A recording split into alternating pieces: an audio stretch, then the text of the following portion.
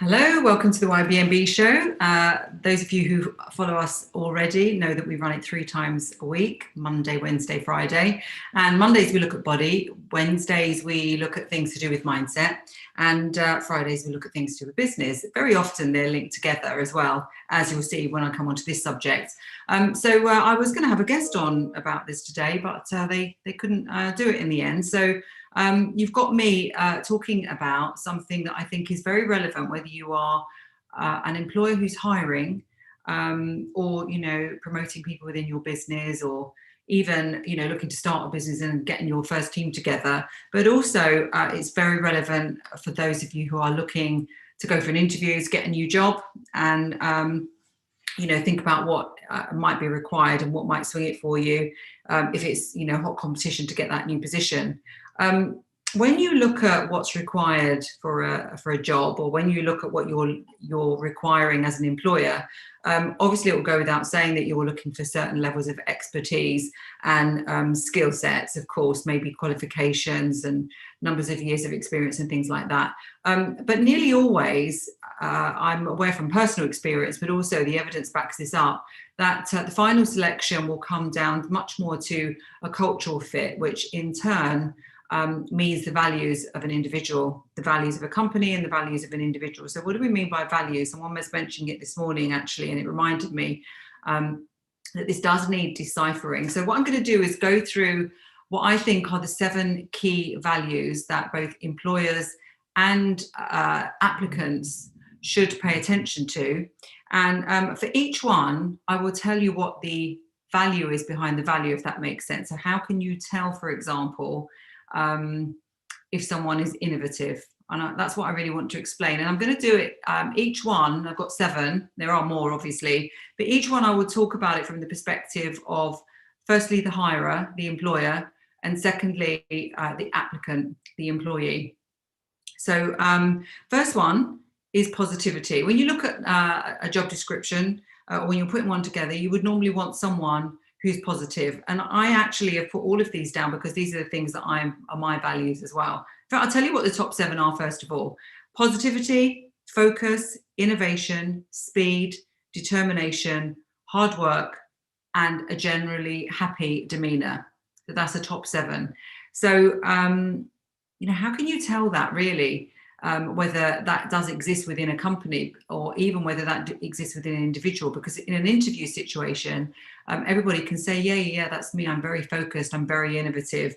I'm very happy. And in fact, unless you've got things to back that up, then it all boils down to how imaginative the person is. If they're asked to give an example, can they imagine what they would do in a certain situation? So it's very difficult to decipher this without knowing an individual or knowing a company. So let's look at the first one, positivity. How can you tell whether someone is going to be positive or whether a business is positive? And what's the opposite to that? Obviously, the opposite to that is negative, isn't it? So how can you tell whether someone truly is positive regardless of what they say? I think it boils down to perspective. If you start to talk to somebody about a range of different subjects and you just get their view on it, you can straight away tell whether they are positive or negative, whether they are a cup half full or half empty person. You can tell it about businesses, you can tell it about people. So just start talking around the subject, ask them about other areas of their life, ask them, if you're the applicant, ask them about how the business is going, what the exciting projects are, ask them how they, how things have gone over the last year during the pandemic. And you will find very quickly whether someone is a glass half full or half empty person, because those people that when they answer you about anything and want to go straight to the problems and straight to the issues, which we all know are there, I would say that those are the more negative individuals, more negative companies. If you ask how things are going, and they go, well, there's this and this problems, but what we're really excited about is this is about to happen, and we did really well there, and our adaptation during the pandemic was really positive, and this is what came out of it. This here was a challenge, but here's the silver lining.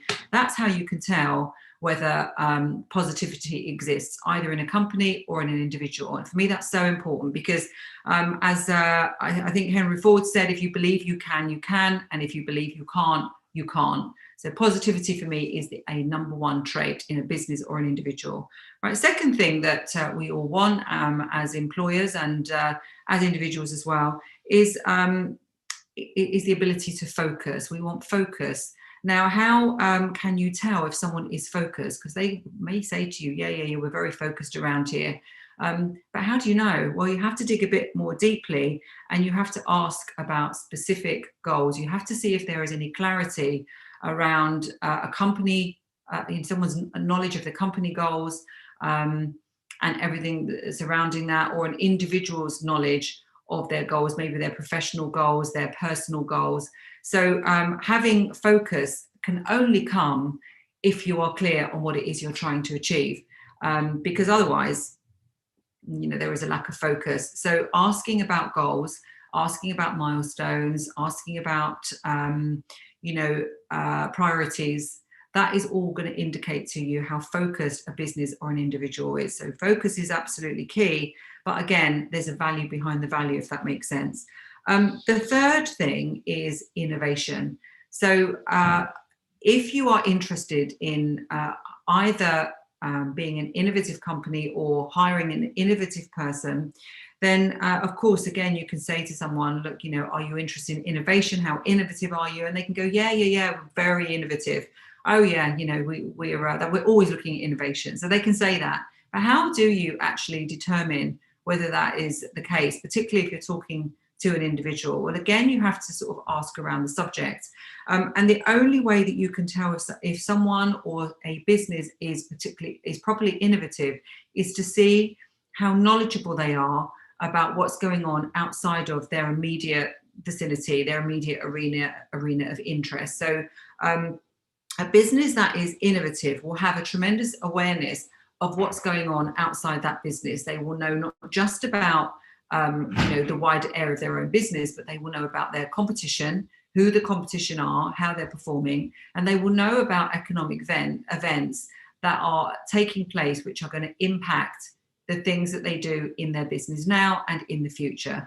So you will always find that it doesn't have to be that the person that you're talking to is coming up with brand new ideas that no one's ever thought of before. But what it does mean is they need to have an awareness of those things that are going on in the world.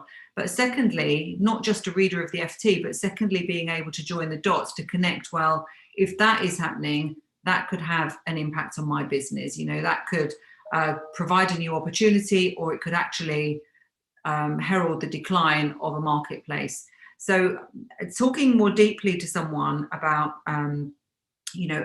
their knowledge of external events and the impact that has on them individually or them as a business will be able to tell you, how innovative they are, because you can continue the question by, I'm just going to plug in here, but you can continue that question by not just saying what impact does it have on you or your business, but then you can also say, and what actions have you taken or are you going to take as a result of these events? And this is really going to help you know how innovative a person is. So that's the third one. The fourth one, and I think this isn't often mentioned in a job description or in a CV, but I think we all want it. We just maybe don't voice it, and sometimes we don't even mention it. And someone mentioned it to me this morning, and I thought, oh my goodness, that's so true. It's a sort of a real value of mine that maybe I don't even voice very much, but I know I really feel it and I really value it. And that is speed. What we all want is speed of action. If we are in any way entrepreneurial, if we're running a business or we're running a department or we're trying to get things done, we basically look for speed. And you can tell, how can you tell if someone is speedy? You can ask them about projects, about deadlines, how quickly they get things done and things of that nature. But how can you tell? Well, like I say, someone mentioned it this morning and I thought, my goodness, that's so true. You can look at someone, how quickly they get things done and how quickly they move about. If they take forever to log on to their Zoom, for example, If they're faffing around, when you see them face to face in an office and they just take for a long time to walk up and down the corridor, or just basically they just take a long time to move or do anything or say anything or make things happen, get jobs done, then I think that is not, well, it's certainly not speed. How can you tell, therefore, if someone is speedy? I think it comes down to the habits in the background. So for a company, do they value fitness? Do they promote fitness within their workforce? Do they, and how do you know that? Or do they have schemes? Do they support and encourage, challenges? Do they maybe provide subsidized gym membership, which I did, have done for the last 20 years in various of my companies? And as individuals, are these people, do they have a fitness regime? If you're looking to hire someone, I always look at this. How fit are these individuals? Are they interested in a particular type of fitness activity? Are they people that have a good regular routine? Do they sleep properly? Do I see them drinking water? Are they eating nutritious food? Or, are they just not taking care of their body? Because inevitably what happens is that you end up, if you don't look after your health and you don't look after your fitness, then you're almost on, you're not firing on all cylinders. And ultimately, it makes you more susceptible to be unwell and therefore not productive. I know that sounds a bit harsh, but if you are looking for speed of delivery, then you really are looking to people that have got a grip on their own personal well-being. And if you are joining a company, you'd want to be able to see that that is of value as well. So that's the fourth one. Right, fifth one, determination. Again, you can ask someone how determined they are and they'll say, oh, wow, yeah, I'm so determined. You can ask them to give you an example and they might. But what does determination really come from? Well, I think what you can do is, you can look behind, what they're actually saying and find examples of where they have actually been resilient and also resourceful. And that really boils down to self-esteem. So if you ask people, what's been their biggest challenge, and they are vulnerable enough to tell you, and not just that, they tell you how they overcame it and that what they then went on to do, I think that in itself will depict determination. If you get answers from people that say things like, we're very resilient and very resourceful, but they can't actually tell you times where there's been proper challenges, then you wonder, well, firstly, are they ashamed of those challenges? Are they ashamed of those adversities? Maybe they are ashamed of any failures and they won't tell you.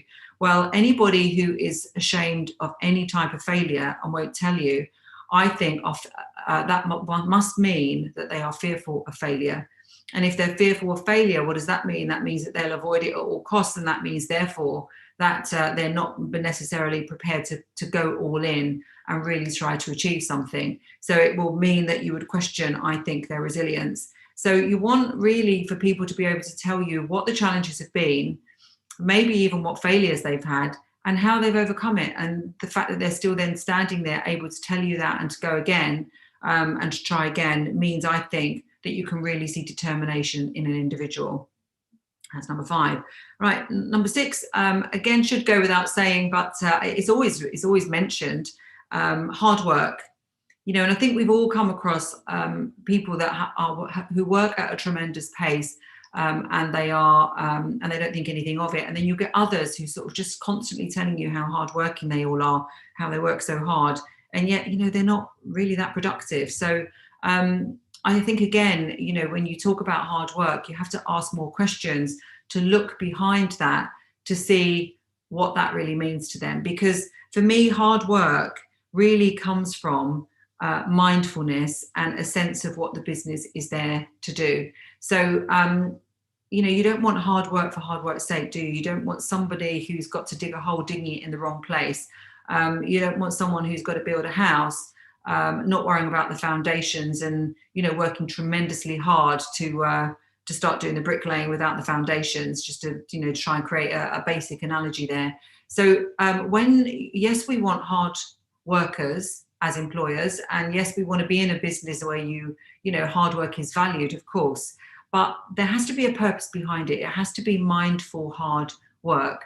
And the only way that you can find that out is to ask people, What do they mean by hard work? If they say to you, well, everybody works 20 hours around here, that's not the answer that I'd be looking for. I would be looking much more for, I have a clear schedule. I work 8 or 10 hours a day, but I work as hard as I need to get the job done. It's much more a connection with a result as opposed to just doing for doing's sake. And then number 7, this is not final, but because there are many values, but this is my top 7 that I thought about today, is happiness. We want happy individuals around us, don't we? Because that rubs off. And it's, how do you tell if someone is happy? How do you tell if it's a happy environment in a business? It's quite hard. Especially if you're having interviews over Zoom or meetings over Zoom, it's really hard to tell. You can really only tell from the individual you're talking to. So how can you tell about happiness? Well, I think you can by asking other questions. If you ask somebody, if they're a happy individual, of course they'll say yes, usually. If you ask a business, about the culture there, they'll say it's happy and jolly and everybody gets on. But I think that you can really tell that through asking about 2 things. The first is progression and learning, and the second is through impact and contribution. So if you start to ask people, how they value learning, what books do they read, what courses have they been on, what hobbies do they have, and how interested they are in, advancing in those hobbies. And if you've got no answers to that, because I have no hobbies, that would have a question mark for me. And secondly, if you ask them about contribution and impact and where they've made the biggest contribution and impact in their lives, and they give you some answers there, that will tell you about their genuine levels of happiness, I think. Because if you've got somebody who is learning and progressing, and if they have a purpose and they're making an impact, this doesn't mean they've got to be, the most worthy of individuals helping charities, but making an impact in terms of knowing that the work they do makes a difference. If you have someone like that, you can more or less tell that, they've got some real good self-esteem and they will feel satisfied with their day at the end of each day, and therefore that they will have a degree of happiness. If, however, you come across somebody who doesn't have those things, no hobbies, gives you a blank stare when you talk about impact, really more focused on their own goals and their own self, then I think that you would question that happiness factor.